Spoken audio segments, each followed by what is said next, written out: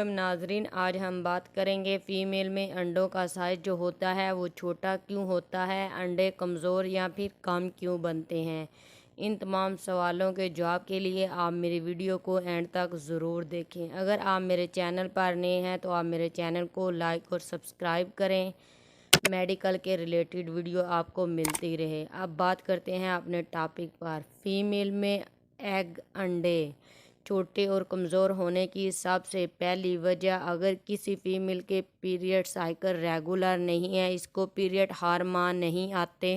بعض فیمیل ایسی ہوتی ہیں جن کو 2 سے 3 ماہ گزرنے کے بعد بھی پیریڈ نہیں آتے۔ ایسی فیمیل میں انڈوں کی کوالٹی کم اور کمزور ہوتی ہے۔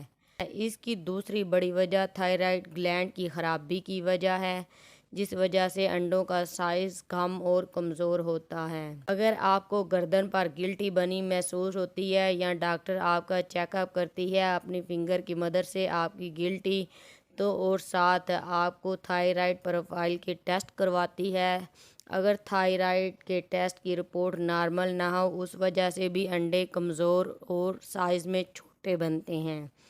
انڈوں کی کوالٹی کم ہونے کی تیسری بڑی وجہ بریسٹ سے سکریشن کا آنا ہے۔ اگر آپ کی بریسٹ سے دودھ آتا ہے، پرولیکٹن ہارمون جو ہے وہ زیادہ ایئرپورٹ میں، تو اس کی وجہ سے بھی انڈے کمزور اور چھوٹے ہوتے ہیں۔ انڈوں کے کمزور ہونے اور سائز کے کم ہونے کی تیسری بڑی وجہ بریسٹ سکریشن کا آنا ہے۔ اگر آپ کی بریسٹ سے دودھ آتا ہے، ساتھ آپ کے پرولیکٹن ہارمون جو ہیں وہ رپورٹ میں زیادہ آئیں، تو اس کی وجہ سے بھی آپ کے انڈے کمزور اور چھوٹے بنتے ہیں۔ انڈے کمزور بننے کی چوتھی بڑی وجہ پولیسسٹ اوویرین سنڈروم ہے۔ اس میں وزن بڑھتا ہے، ہارمون کا لیول جو ہے وہ تبدیل ہوتا رہتا ہے، ایک جیسا نہیں رہتا، فیس پر بال آ جاتے ہیں، پیریڈز نہیں آتے۔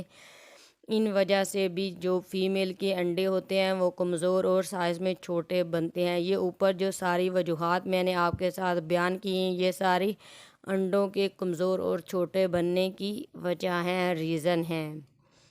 اگر آپ اپنے انڈوں کی کوالٹی کو بہتر کرنا چاہتی ہیں تو اس کے لیے آپ کو چاہیے کہ آپ ڈیلی کی واک کریں، پروٹین کو اپنی خوراک کا حصہ ضرور بنائیں، ہیلدی لائف سٹائل کو اپنائیں، ڈیلی انڈا اور دودھ اپنی خوراک میں استعمال ضرور کریں، پروٹین زیادہ سے زیادہ لیں، فریش جوس، فریش چیزیں جو ہیں ان کو اپنی خوراک کا حصہ بنائیں، ینگ فوڈز، برگر، پیزا، شاورما، مارکیٹ کی بنی ہوئی چیزیں جو ہیں ان کا استعمال بند کر دیں۔